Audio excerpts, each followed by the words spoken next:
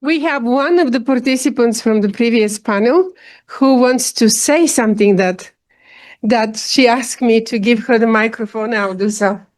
Thank you. I just wanted to share with you one very important thing, in my opinion.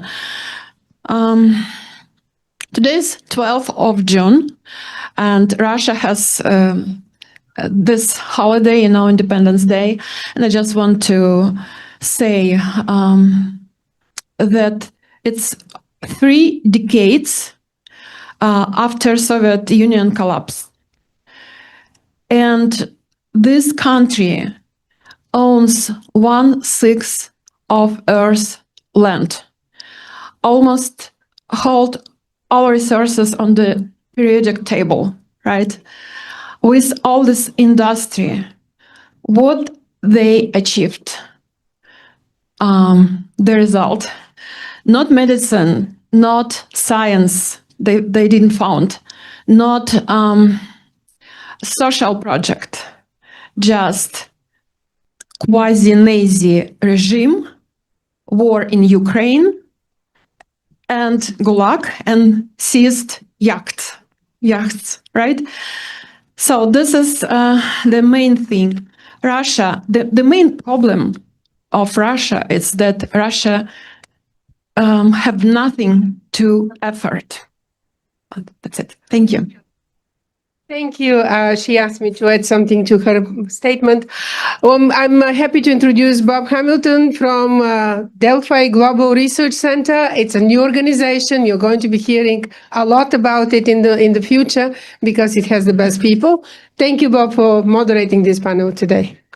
So thank you, Margarita, and thanks to Jamestown Foundation, to the Free Nations Post-Russia Forum, and to the Bush School for hosting this event. So we're here, this panel's on Ukraine. We're going to handle this as more of a roundtable discussion rather than prepared statements. But we've got what I consider a great panel here of experts on Ukraine and from Ukraine.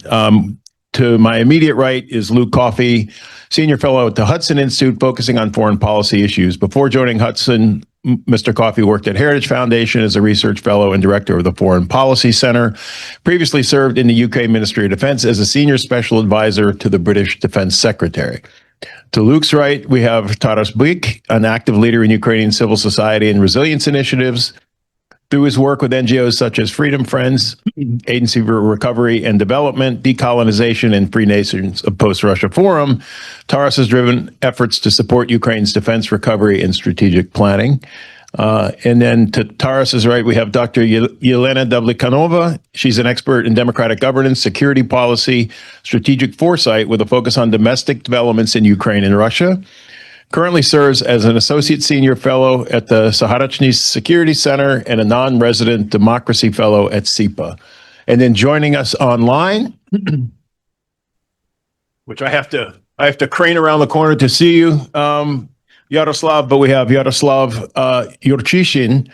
He's a Ukrainian politician, anti-corruption activist, serving since 2019 as a member of Ukraine's parliament from the Golos Party. Previously, he was the executive director of Transparency International Ukraine and a member of the National Anti-Corruption Bureau of Ukraine. So, having introduced the panelists, I first wanted to turn it over to Yelena. She had some slides to show, so we'll go through those, and then I'm just going to throw out some questions to the panel on the war in Ukraine, current status, and likely future trajectory. So, Yelena, please. I think you have to turn.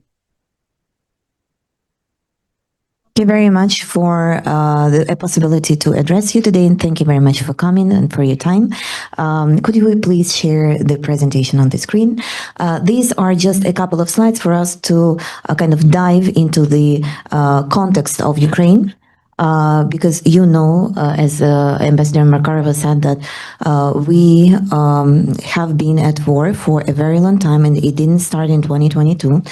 It started way earlier, so it has been more than a decade And unfortunately, we don't see a particular ending to it. Moreover, depending on what is going to happen in Ukraine, the fate of Russia will be decided, and then the fate of Europe will be decided, and also the fate of the United States will be decided. Other slides coming. My slides, please. They are. I'm sorry. I didn't. I didn't see. Then, if you don't mind, I would stand up so I could see like what you see as well.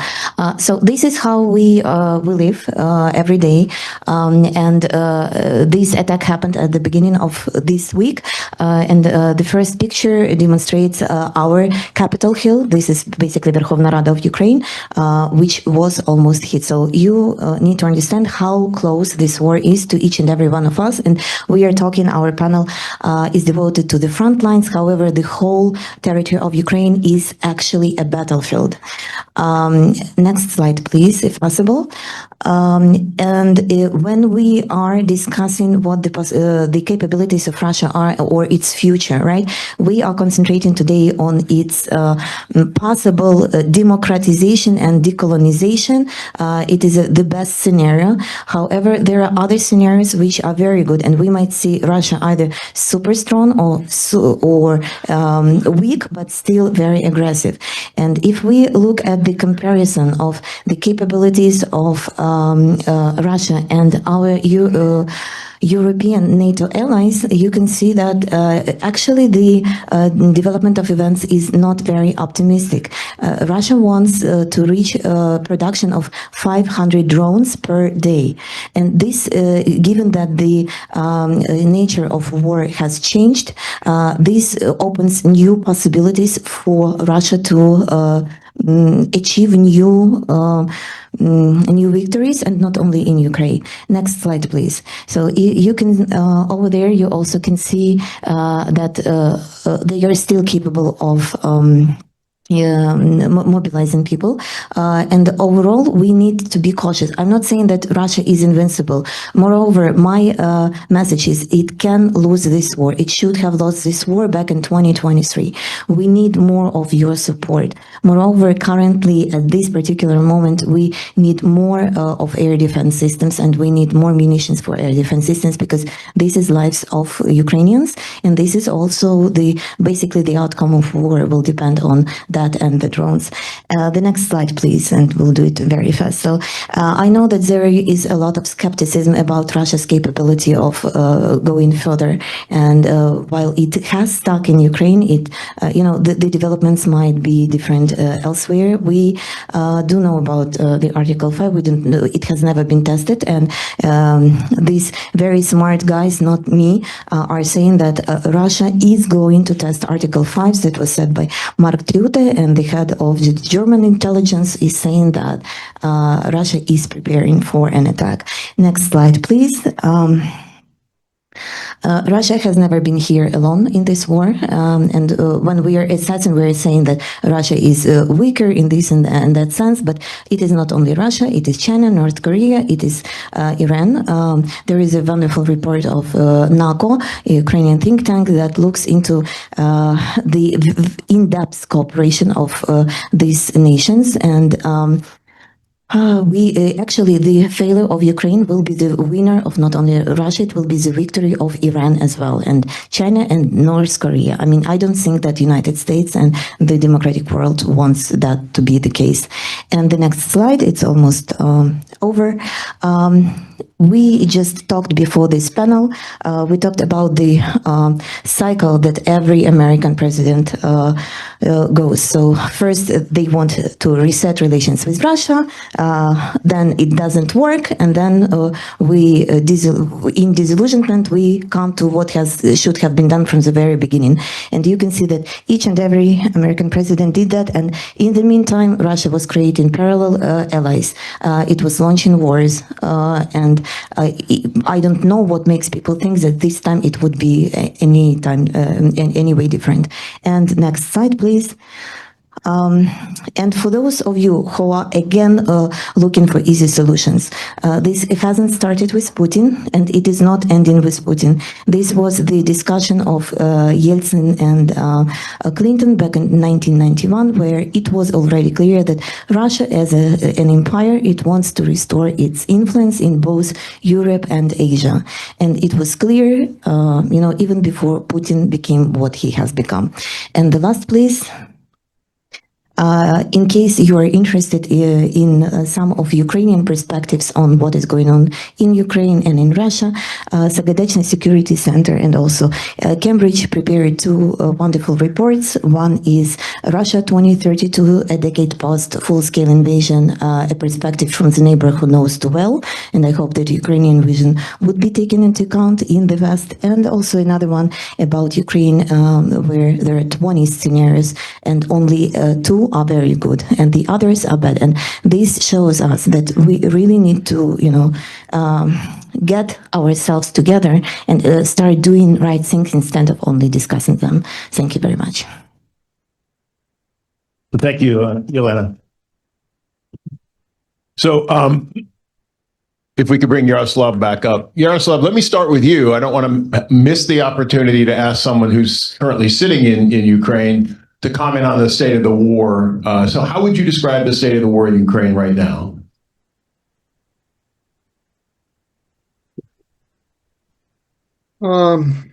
It's very hard to describe this in short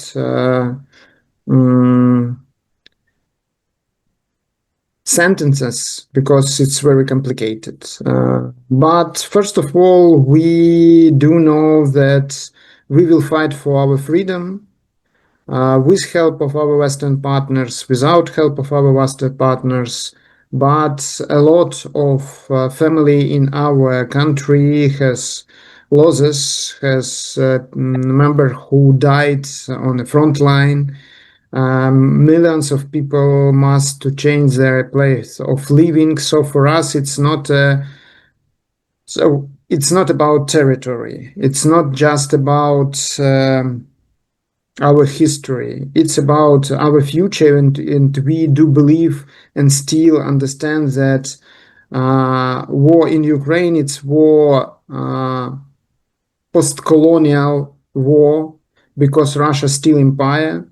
Russia, so-called federation, but any federation, any region, any ethnical group don't have any rights. You heard that previously Russia uses war even to kill a lot of indigenous people, people from big nation like millions of Tatars and Chechens people, a lot of them now fighting in this war, part of Ukraine side, because see a possibility to sovereignty and even independence of their republic in the future when we will won.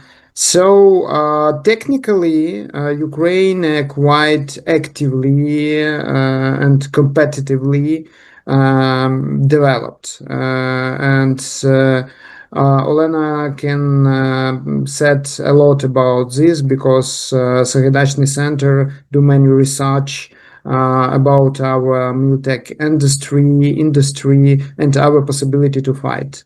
But it's very hard to fight with Russia, who have a lot of sources. First of all, men who can fight.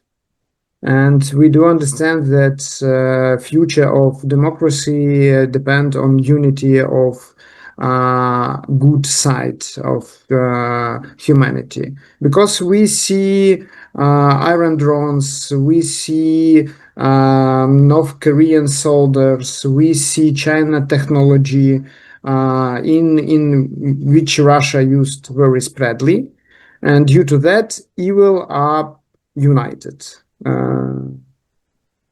So democracy must be united too, and yes, now we have some challenges with that, but still we will fight till the victory. And we do believe then we come to our borderlines, we can meet there in future, not totalitarian Russia, but really decentralized, refederalized Russia with strong region, with strong republic who can use their possibility to be sovereign. And it depends. Or Ukraine can be a symbol of victory of democracy, or we will still have a problem, as previously USA, for example, have problem in Afghanistan. But it's our situation, because our nation not only ready, but show that we will fight till we can. Thanks. Thanks, Yaroslav. Let me turn to you, Luke, and ask about the new U.S. push for a peace agreement. What effect is that having on the war in Ukraine? Thanks for that question, and thanks to the organizers for putting together this fantastic event and inviting me to participate. Look, I do believe that President Trump is sincere in his desire to bring the war to an end.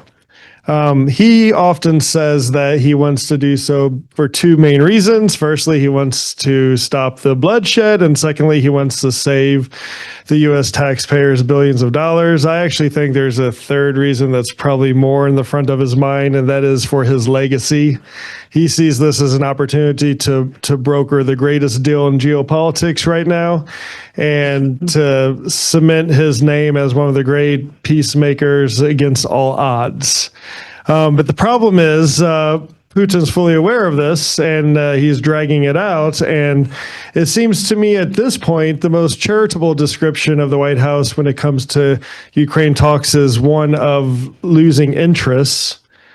But in reality, it's probably more like losing control. The fact that every 2 weeks or so we get a strongly worded post on social media saying that we'll know in 2 weeks if Russia is serious or not about peace talks. The fact that while Ukraine has acquiesced and agreed to basically all the conditions and terms outlined by the White House, and the fact that Russia hasn't done any meaningful effort to show any good faith in negotiations or talks, shows me that President Trump has sort of lost control of this issue. And he's frankly looking weak, and he's not going to like that. So he's either going to move on from this whole issue altogether, or he's going to have to make a decision on where he wants to come down on this issue and how it might or might not impact his legacy.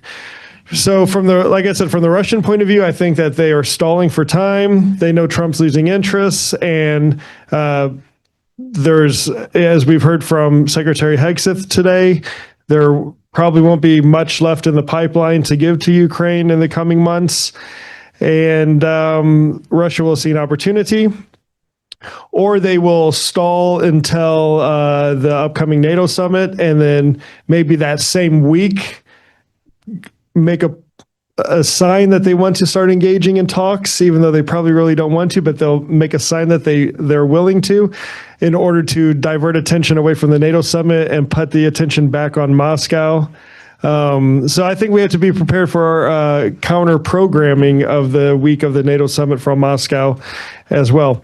As for Ukraine, I think at this point, well, let me back up. My preference would be for us to give Ukraine everything it needs to win. And by winning, I mean the full restoration of Ukraine's internationally recognized borders of 1991. But the reality is, we're not giving them the stuff they need to accomplish this goal. The Biden administration didn't. The Biden administration gave Ukraine just enough to survive, but never enough to win. And we're sure as hell know the Trump administration isn't going to do this. So they're in a difficult spot. So Ukraine, how I see it, they don't want to surrender. They want a just peace. And they want some sort of security guarantee that there isn't going to be a repeat of this in the future. On the first issue, just peace, I think this can be achievable with the right pressure. I think speaking to my Ukrainian interlocutors, they would be happy with a formal recognition, a formal non-recognition declaration on the 4 occupied Oblast and Crimea, that the international community, or at least Europe and North America, will not recognize these lands as being part of the Russian Federation. The Ukrainians understand that they're de facto controlled by Russia, but that's where they want to leave it. They don't want any legal recognition. And then I think they want a meaningful push to bring the stolen children back, the release of POWs, and a meaningful reconstruction effort. I think that would qualify for most Ukrainians as the just peace. In terms of the security guarantee, it gets a little more complicated because the Trump administration has made it clear that they are not willing to, allegedly the bridge to NATO last summer is looking more like the Kerch Bridge as we would like to see it, unfortunately, for Ukraine. Now, the bridge to NATO, it'll be interesting to see what is said or not said in the upcoming NATO summit declaration. I suspect the whole damn paragraph will just be deleted, but we'll have to see. But with NATO not an option right now, because not only President Trump, and there are others in Europe who don't want to see Ukraine in NATO, we have to start getting creative about the security guarantee. And I like to look at it as a layered approach to security. And I'll conclude here because I realize I'm straying. As Trump says, I'm doing a weave. I'm bringing it back to the question. The first layer needs to be some sort of monitoring mission. It could be civilian, unarmed. It could be using technology along the line of occupation, as I like to call it. The second layer of this needs to be that European component, boots on the ground, in sizable numbers that can serve as a part of a deterrent. The third layer needs to be the U.S. component. We know we're not going to put troops on the ground. We're not going to commit to any security guarantee, but we can provide key weapon systems. We can provide training outside of Ukraine. We can even, I would say, restart the National Guard State Partnership Program between California and Ukraine. That could be a low-level way to get U.S. boots on the ground to kind of get more involved, but in a way that is below the threshold of what might ring alarm bells in the White House. And then, of course, defense industrial cooperation. The fourth layer, I would say, is keeping Ukraine on that path to NATO and EU Euro-Atlantic integration, whatever that might mean. At this point, it doesn't mean NATO membership, but it could mean NATO and Ukraine establishing a center of excellence for 21st century warfare, so we can learn the lessons that Ukraine has learned the hard way. It could be inviting Ukraine to participate in the NATO response force. There's a precedent for this. They have done so in the past, but doing whatever we can to get that NATO flag and that Ukrainian flag flying together before we can finally get Ukraine across the finish line and into the alliance. And then the fifth layer would be bolstering NATO security on the eastern flank for the foreseeable future, because even if there is a ceasefire, it'll be temporary. I promise you, Russia will be back in maybe 5 years and maybe 10 years. But the idea that once the fighting stops in Ukraine, everything is fine, history tells us otherwise, and we should assume this fact in our planning. So I think the Ukrainians feel like they have to participate in these talks because they're not giving the supplies and weapons they need, but they want a just peace with a reasonable security guarantee. All right, thanks, Luke. Let me turn to you, Taras, and ask, on the Russian side, what do you think, what's the Russian theory of victory in this war? Does Putin believe he can win? And if so, how? I'm sure this is his aim, because basically all state Russian machine is working on for the war, for the Russian victory. The previous question was about the war in Ukraine. Indeed, we have real battlefield, real frontline where Ukrainian heroes are defending not only Ukraine, but entire Europe, maybe even the US against total evil. But at the same time, Russia is trying to extend this war everywhere. because I'm working, I have a fundraising organization doing some bringing some volunteering support for the army. I'm working on recovery and development of Ukrainian communities, so I'm traveling all over Ukraine. And what I see is the destroyed cities, destroyed buildings, destroyed hospitals, healthcare centers, schools. So this is the style of Russian victory. They are fighting against the Ukrainian civilian population. Just last month, a building was destroyed in my neighborhood, like some 500 meters from my building.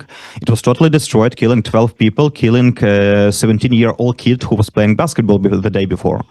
Russia is fighting on Telegram channels where it's recruiting young kids to collect explosive, to bring it to explosive, saying they will pay the money, but instead they are exploding this device, killing the children. So this is the Russian style of victory. They are trying to exterminate Ukrainian nation. And when somebody is telling me that we should find compromise with Russia, well, Russia wants to exterminate my nation. We want to live. How do we find compromise here? There cannot be compromise here. When I travel to the front line, when I meet the soldiers, when I travel to communities we are working on recovery, I would say everyone is quite tired after these 3 years. For many, it's over 10 years. Everybody is quite exhausted. But I haven't seen any feeling of surrender. Nobody is ready to capitulate. And that is why when somebody is offering us like some compromises to give up territories, to give up security guarantees, to give up in European prospects, this is simply not acceptable for us. And this is, I'm talking both from my personal feelings, personal communication from the people on the ground, and from the opinion poll. There is an absolute majority of population which are ready to continue the war. I mean, we will fight with stick and stones until the victory. And but if we are talking about Russian victory, obviously it's to take under control, to exterminate Ukrainian nation, and it's not only about then stopping in Ukraine. Russian victory, if Ukraine falls, Russia will not stop on Ukraine, because the same happened with Belarus. You know, as soon after Russia took full control over Belarus, and Russia did not have to use any military means to do it, Belarus territory was used to attack Ukraine. And the same will happen if, God forbid, Ukraine falls. Ukrainian territories, Ukrainian armed forces, part of the armed forces that will not be destroyed, will be used to attack Europe. This is the Russian victory. This is what we should be thinking about when we are talking about the future. Thanks. So I'm going to stage a couple of questions here, so you guys are prepared. Yelena, I wanted to ask you, what are Russia's greatest strengths in this war, and how can Ukraine and its partners effectively mitigate them or contend with them? Yaroslav, then I'll turn to you and ask the opposite side of that coin. Where are the weaknesses? What are Russia's greatest weaknesses, and how can we exploit those? And then Luke, I think as the non-Ukrainian on the panel with me, I wanted to ask you to comment on. I like to consider myself honorary Ukrainian. Well, we used to be honorary Georgians, but no more. Yeah. Anyway, That's a whole other conference, yeah. I think. I wanted to ask you about Ukraine. What are its greatest strengths and weaknesses? So let me start with you, Yelena. Russia's greatest strengths, and how can we mitigate these? I believe that Russia's biggest strength is complete disrespect and disregard of human life. Not only they are throwing their people and killing their people, it is almost 1 million Russian citizens who either were dead or wounded in Ukraine since 2022. However, this is not only about life and death. This is also about the quality of lives that many Russians are ready to agree to, which also gives Kremlin a lot of resources. Because if people are not demanding the quality of life, it means that you have enough money and enough resources to invest in a military industrial complex. And the problem currently with with all the changes that happened in Russia since 2022 is that it switched to the war mode, which cannot be simply switched back. So when it comes to production, they are very good in production. They are currently producing as many weapons as the whole European NATO members during a year, and they produce that in 3 months. So you can imagine what they are being prepared for. Thank you, Elena. And Yaroslav, if I could ask you comment on Russia's weaknesses. Where are some weaknesses maybe that Ukraine and its partners could exploit?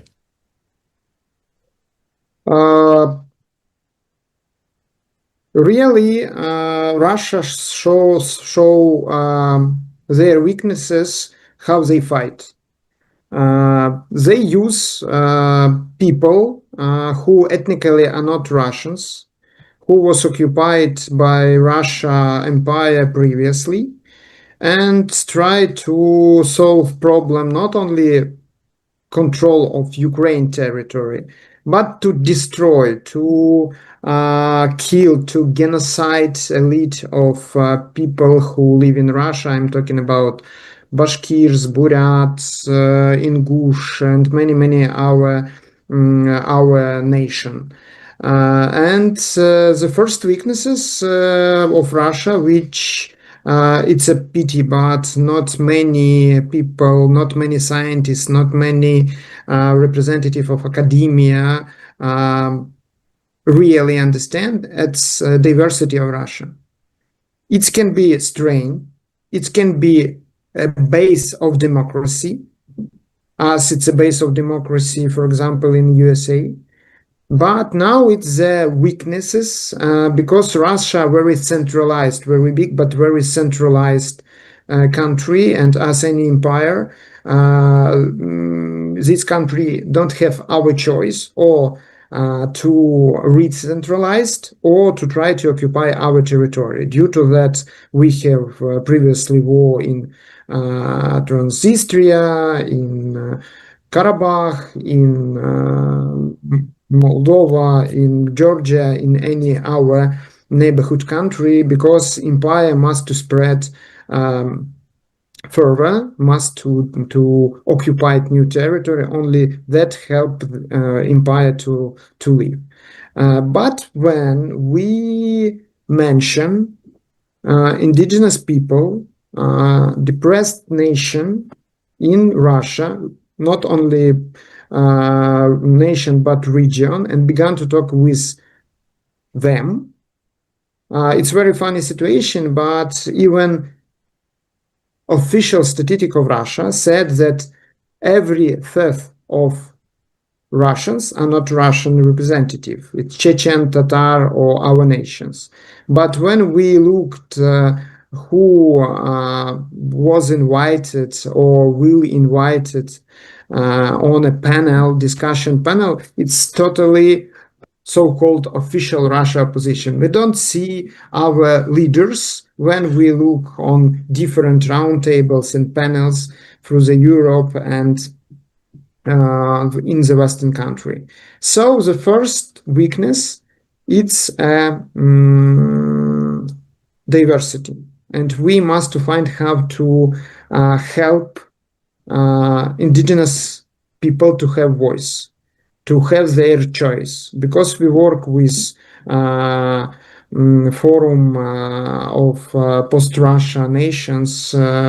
We work with League of Free Nations. It's an organization that united different representatives of indigenous people. And all this nation agreed to ask Ukraine not use nuclear weapon, to give Western country control for this weapon, to have open democracy election, which never happened in Russia and our. Second, it's economy. Still, Russia money not in Russia, not in Arabic country, not in China. They are still in Western country, in a Western system. And yes, sanction works. We see how Russia economy become weaker and weaker. But as previously was said, my colleagues was said, the level or quality of life in Russia so low that population are not really feel the change after sanction.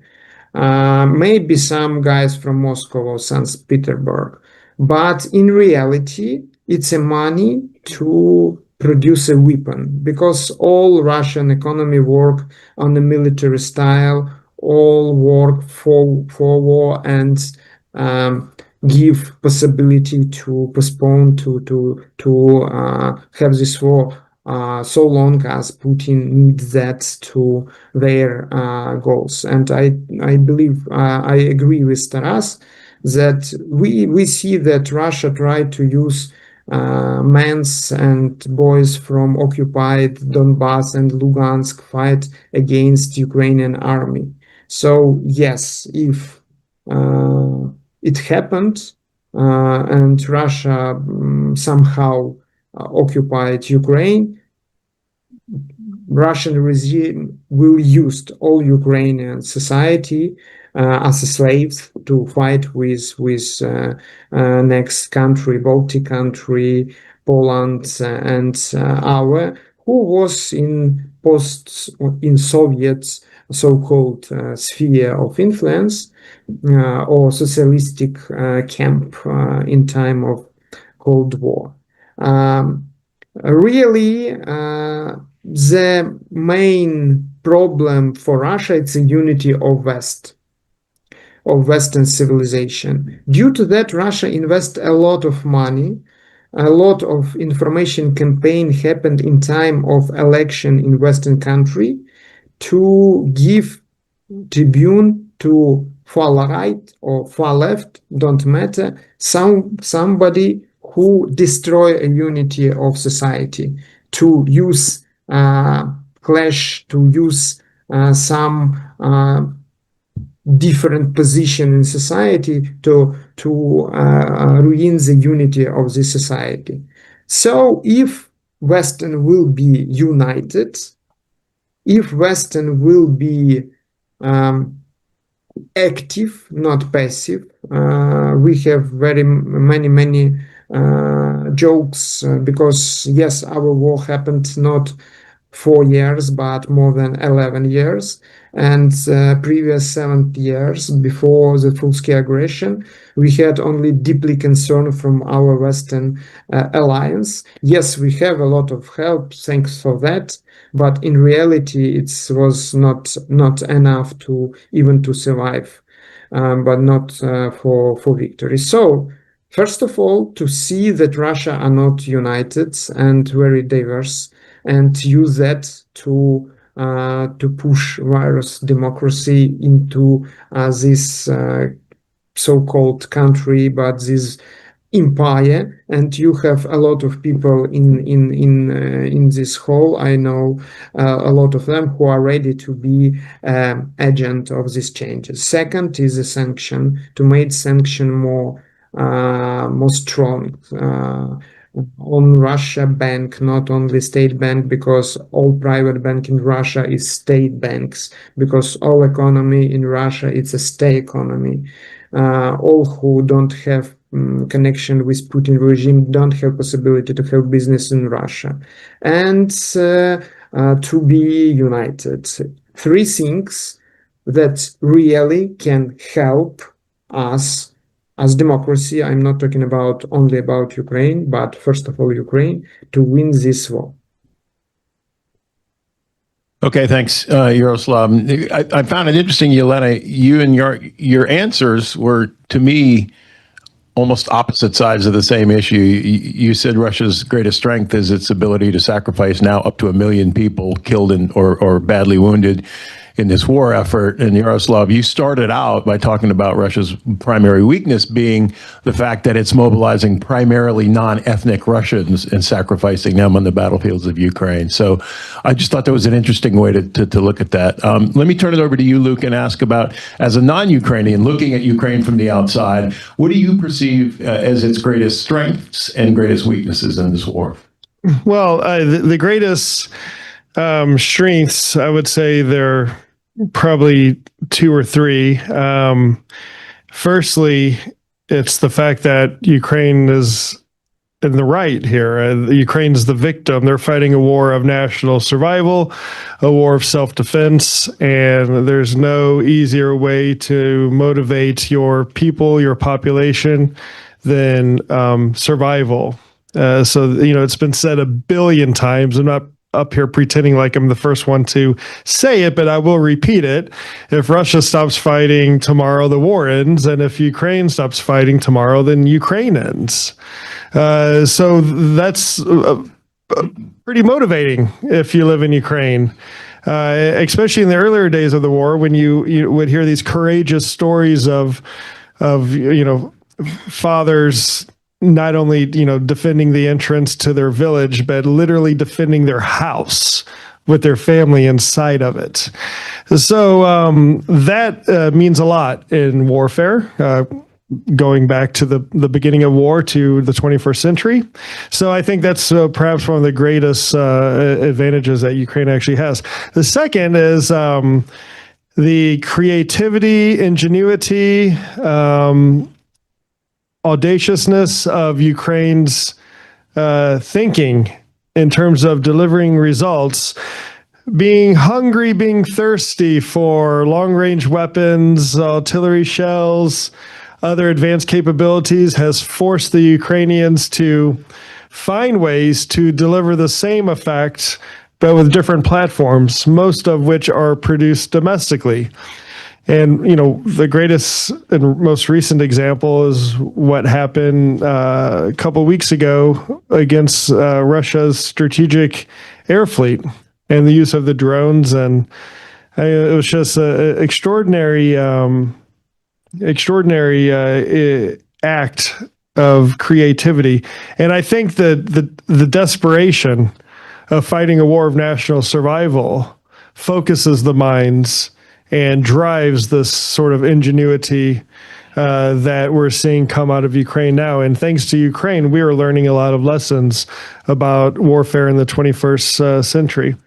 And then the third, in the context of the current fighting and the way the battle terrain, the battle space is aligned, I would almost say terrain is a huge advantage for Ukraine, especially the way this is kind of getting in the weeds, I think, on the tactical level, but the way a lot of the river networks and systems were used for key defensive operations. Anyone who's ever served in the military knows that one of the most challenging acts is a river crossing.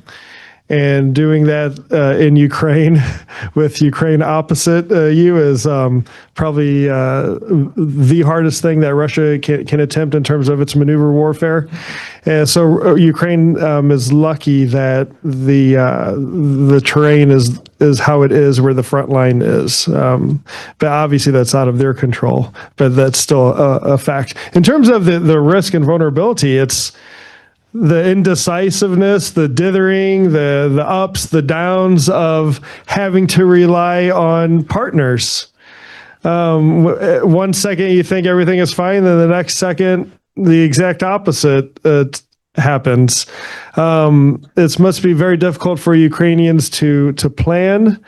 It must be increasingly frustrating to continuously hear about key weapon systems being given or not. I mean, where are we with Germany and Taurus now? I mean, I lose track. It's like we're considering it. We've decided. Hold on, we haven't decided. Now it's being under consideration again. I mean, imagine if you're a Ukrainian viewing this and then seeing what's happening with the debate here in the United States. So I think that's kind of that is a major weakness for a nation that's fighting a war of survival that, at least for now, is dependent on others in many ways. Thanks, Luke. And let me ask you one final question, Tadas, and then we'll open it to audience questions. And that is, what's Ukraine's theory of victory? So how does Ukraine win this war? What does it need to win the war? What does it need to happen?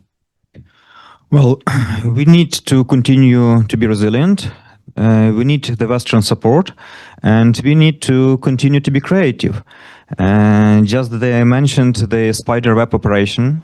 I mean, imagine if somebody told you 3 years ago, like even 3 weeks ago, that 1/3 of the Russian strategic aviation worth $7 billion will be destroyed by cheap drones flying out from the container trucks standing 2 kilometers from airports, thousands of kilometers away from the Ukrainian border, and everything brilliantly organized by the security service of Ukraine from Kyiv. I mean, you would say to this person, like, yes, very good scenario for the Black Mirror. Now let's be realistic. This happened. This happened because, well, somebody at the security service of Ukraine did not know it was impossible. This happened because somebody was thinking outside the box. And this is the way we can win this war. And this is the way we should approach actually our project, the colonization project, Free Nations of Post-Russia project. Because yes, 3 years ago, we started in a small room in Warsaw with several journalists. Now we have hundreds of people coming to these events. Several last forums were held in the parliaments, or at least we had meetings of captive nations with the parliamentarians, which was impossible to imagine 3 years ago. So let's think outside the box, let's be creative, and let's win this war together. Thank you, Taras. All right, let me open it to audience questions. If you have a question, please. Yes, sir. Yeah, thank you. It's a question to you, Luke. I come from Europe, from Austria, and for me and for many Europeans, it's clear that the future of Europe depends on what happens in Ukraine. So the result will be decisive for the future of Europe. The question is, how is the position from the United States? There are some people who say, okay, Trump is that, let me say, weak against Putin because he believes that he can put Putin on his side against the fight for the fight against China. Is this a realistic scenario? And combined with that, there is also the geopolitical question. America is moving from the Atlantic to the Indo-Pacific, or did already move from the Atlantic to the Indo-Pacific, which means, on the other hand, that Ukraine is not that important any longer for the US and their dominance in world politics. Right.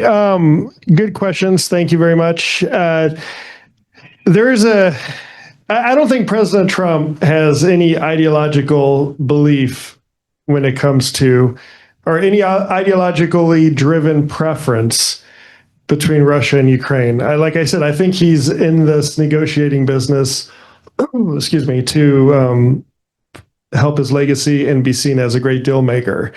But there's an internal struggle playing out amongst the American conservative movement that's having an impact on how decisions are being made or not being made in this administration. I mean, in very simple terms, for the sake of time and simplicity, you have a few Reaganites holding out in the administration or influential with the administration, but they are small in numbers, who believe that we should be arming Ukraine. Russia is our adversary, and this is the right thing to do. You have a bunch of isolationists who believe that Ukraine's none of our business, and actually neither is Israel or China, and we should just worry about ourselves at home. You have the prioritizers who think that the threats from China are so important that we have to devote all tools of national resources, all the tools of government to focus on this threat, even at the expense of helping allies like Ukraine or, again, Israel. And then you have a very small but vocal and very online, I call this the online right, the very online right, who see Russia as a role model for society. And that, it's the third Rome, Putin's the defender of traditional family values, and we should be helping Russia to help us someday fight China. I think all of this is completely, that's certainly unrealistic. But you have to be aware that there is this internal battle going on right now as we speak. And this is what's in part hindering any meaningful progress from the U.S. side on advancing the negotiations or figuring out what the hell the policy is. On your second part about perhaps Asia's more important and there's the pivot and Europe's less important, so that means Ukraine is less important. This is a view that some take, but let me tell you it's entirely wrong. Firstly, I have to remind my European friends that America's always been a Pacific power. Well, not always, but almost from the beginning. So that's always factored in our thinking. So that in itself is nothing new. In terms of this talk about pivoting to Asia, relocating assets to Asia, well, here are the facts. About 2/3 of the U.S. Navy is already under the command of Indo-Pacific, and 90% of the U.S. ground force is permanently based in the United States. So I'm not sure what more there is to just move to Asia that we haven't already, that's available, that's somewhere else, that's already not being used. But here's what I do know. Perhaps Asia is the future. But what I do know today is that Europe and North America together account for half of the world's GDP. What I do know today is that Europe is the source of 2/3 of all foreign investment into the United States. We're talking more than $4 trillion with a T dollars coming into the United States from Europe. What I do know today is that 46 out of 50 states export more to Europe than they do to China. And when an American is building a product to be exported, that is a job. And right now, Vladimir Putin is trying to undermine the stability in Europe by attacking Ukraine. That has led to the stability across that continent, that has led to economic prosperity there, that not only benefits the US economy, but the American worker. So despite what we've heard it all before with the Middle East, we're done in the Middle East. Well, hell, I mean, if you read the press, it sounds like we're already have a regional war there. We've heard it before, Europe is old news, we need to focus on Asia, but the geopolitics, the geopolitical realities will drive US policy and make sure that we can't leave Europe, we can't leave the Middle East. America is a global power with global interests. We may not be a European country, but we will be a European power, and that would be the right approach to take. Yeah. Hi, Tab Blackburn from the Institute of Defense Analysis. My question is actually to the Ukrainian participants of the panel, although I'd love to have your commentary at the end, Luke. But how do you view China and its role in this world, in this war, I'm sorry, and how do you view China and its relationship with Russia? And when we talked about strengths and weaknesses, how does that matter? Well, we have open allies of Russia, which is Belarus, Iran, North Korea, and we have a kind of hidden allies of Russia. And China is clearly supporting Russia in terms of on diplomatic level, on a military level. It's not so open, but it is happening. So clearly, when we are talking about, in particular, this project, is the project how to contain China, because these are authoritarian states, and obviously we cannot build partnership with authoritarian states if we are talking about democratic West. So this is our view. Would like to note that the idea that is floating here in Washington that by sacrificing Ukraine or going to concessions, it will help to decouple Russia and China. This is delusional to us because the cooperation of Russia and China is not only transactional, it is also in a way ideological. And though these two countries, they do have their confrontational points, and probably China wants to do to Russia what Russia is doing to Ukraine now in terms of subjugating it politically and so on and so forth. Currently, they are a very good couple, knowing what they are doing and helping each other to combine their interests. And the quality of this cooperation has deepened so much since 2022 that it cannot be just disregarded. Thank you, Elena. Yaroslav, any thoughts on the question about Russia and China?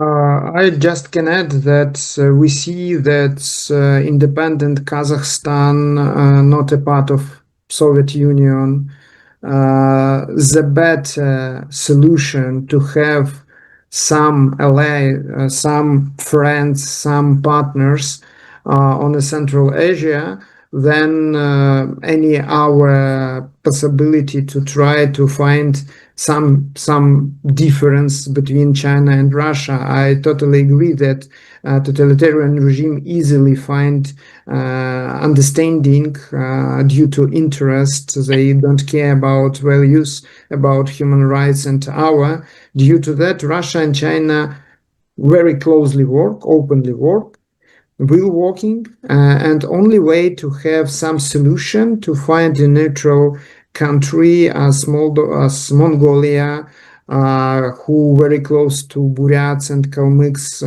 and when we can analyze how this region will be acting in future, if they will have some level of sovereignty, they closely, more actively will work with Mongolia and Western country than with Russia or China.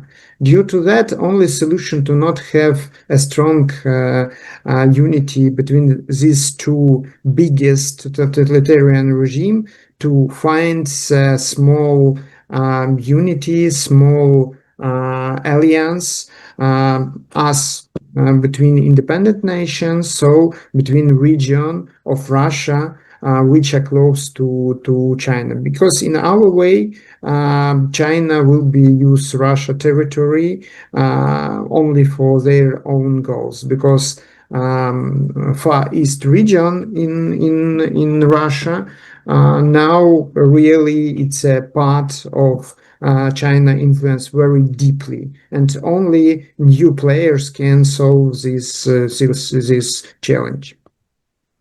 Thank you. We have a question back here. Hi, thank you for sharing your insights. Henry Kissinger once said, "There's no power vacuum in the global stage." And since the Ukraine war, we have already seen the unlimited partnership between the PRC and Russia. And also we think Atlantic security, European security, and Indo-Pacific security is interconnectedness. So my question is, how much likely would you consider, under the collective defense principle, would European collectively defend Ukraine against Russia in the coming near future? A possible scenario. So are you asking the likelihood of European countries getting involved in the war in Ukraine directly as belligerents? Is that what you're asking?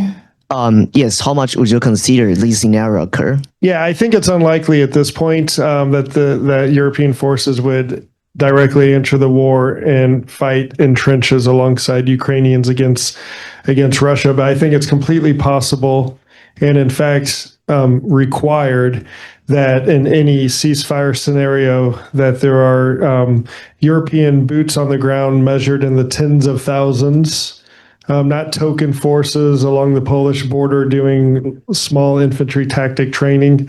And I think that this is possible if Europe can find the political will to do so. It can be done. Add a little bit to that. This question is very good in talking about the fears in the West. And this is also one of the strengths of Russia, fears in the West. And from what I hear here in Washington, and not only here, overall, the message sent to Russia since 2022 was very clear and loud. The West will do almost everything and anything at this point to not get into the direct confrontation with Russia.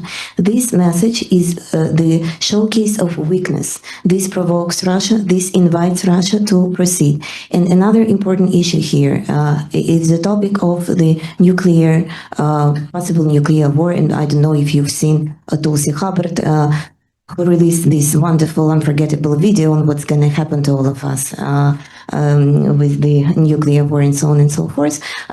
We shouldn't be participants of Russia's disinformation or misinformation campaigns and disinformation and misinformation wars, because Russia is very good at that too. And when it comes to nuclear, possibility of nuclear proliferation in case of Russia's dissolution, remember what happened in the case of Ukraine. It had the third largest nuclear arsenal in 1991. Not a single nuclear rocket was ever fired anywhere. So we need to think further, and we need to stop thinking in the box, and we need to stop fear Russians. Okay, thanks. We've got a few minutes left, and let's take two more questions.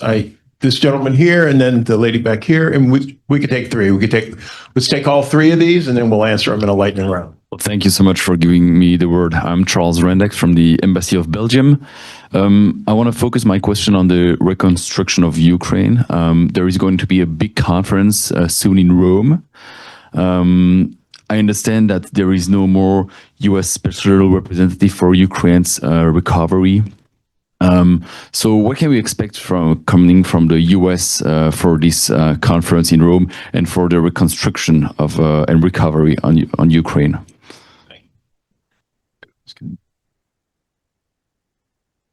I'd just like to ask our Ukrainian panelists, given what you know about the Trump administration and its goals, its views on foreign policy, what are some concrete steps to support Ukraine that you would like to see and that you believe could be actionable and realistic under the Trump administration? Yes.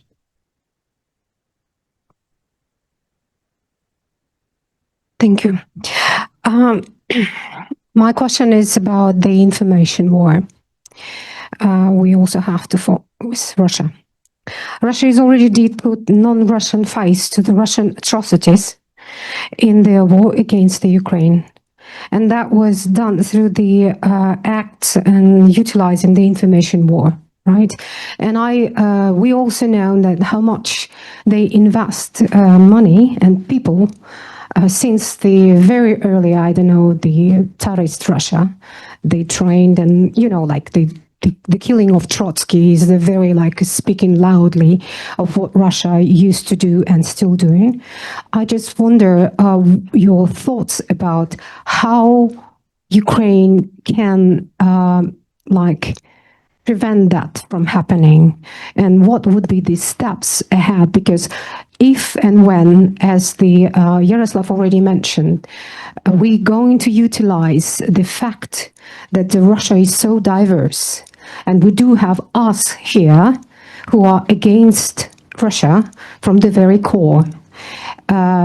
If we're gonna establish closer allies and like cooperation with Ukrainians, therefore the Russians will fight more and still insist on telling people that Bucha is a Buryat people doing, right? We know that even if all the Buryats will be fight in Ukraine, they would never make it, because it's only, I don't know, it's only like we are 460,000 people in the world. And out of that, like except for kids and elderly people and ladies, it's only 11% of the age of Buryat men who physically able to fight in the war. Yet they managed to put my face to the atrocities against Ukrainian people. I'm just wondering, like, if we're going to establish the cooperation, strong cooperation, they're going to fight even stronger. Do you think there is any possibility for Ukraine to do the particular steps to prevent that information war of Russia to win on that front? Thank you. Okay, so we've got a minute left, so we're going to have to answer these three questions in 30 seconds or less. Luke, let me ask you about the U.S. continuity, or the first question on Ukraine's reconstruction and what the U.S. may be willing to contribute. Of course. Firstly, great to see you, Charles. I do owe you an email. I'm very late on. Nice to see you here.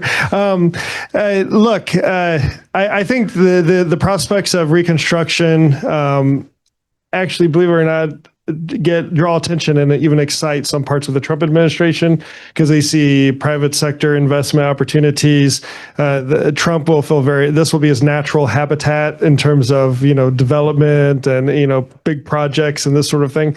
So I think if portrayed correctly, you could gain the interest of the administration on this issue. One out of the box idea, since we've mentioned a lot of out of the box thinking today, and I know Ian is probably going to pull me aside afterwards and say I'm crazy, but I think that we need to look at opportunities for, let's say, 3 Cs initiative to think about taking this opportunity to better integrate Ukraine into Central and Eastern Europe more formally with transport links, pipelines, fiber optic cables, road infrastructure, rail infrastructure, etc., because there will be a need to rebuild and refurbish parts of Ukraine's transport infrastructure. We have 3 Cs initiative trying to do this in other parts of Central and Eastern Europe. How can you bring these two initiatives together, maybe? So that would be my outside of the box contribution to that issue. Thanks. Okay, thanks. Taras, let me ask you the question about what can Ukraine reasonably expect from a Trump administration as quickly as you can. Want to answer on the rest of the questions? Yeah. If I could have you answer that one, and Yelena, I was going to ask you about the information question. About the what Trump you administration, expect. Trump wants to be a unique president that has accomplished something different.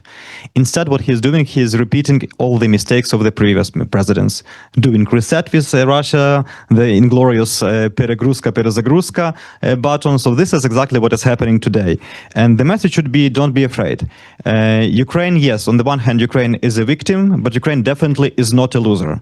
Ukraine is winning the war, and operations like Spiderweb have demonstrated it clearly. I mean, the fact that we are fighting for the third year, the war which had to be ended in 3 days, this is the victory.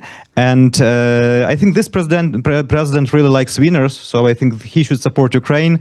There's like very specific resolutions on the sanctions, on weapons, on abducted children, and so on, which should be supported by current administration, which would clearly help to win this war. And Yelena, on the information warfare question. Very quickly, this administration has already showed that it can do whatever it wishes. So whatever it wishes, it can do. As for the information campaign, it's not about what Ukraine can do. It's what can you do? What can the nations that post-Russia nations can do? You can learn from Ukraine. Ukraine has a lot of lessons to teach. We are already sharing all our experiences, best cases, and so on with our partners. However, my main message is that we all need to be adults. We should not wait for others to solve our problems.